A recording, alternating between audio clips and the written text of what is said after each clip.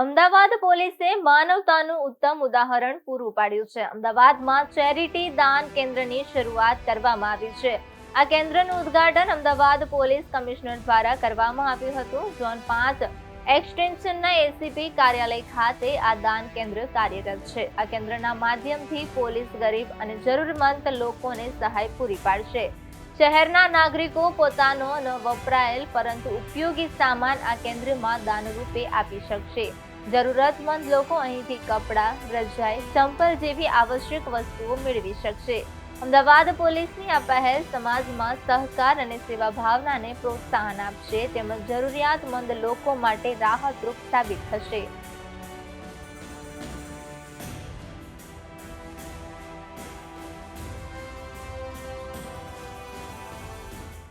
આ DCP zone 5 doctor Jitendra અગ્રવાલની એક સારી પહેલ છે।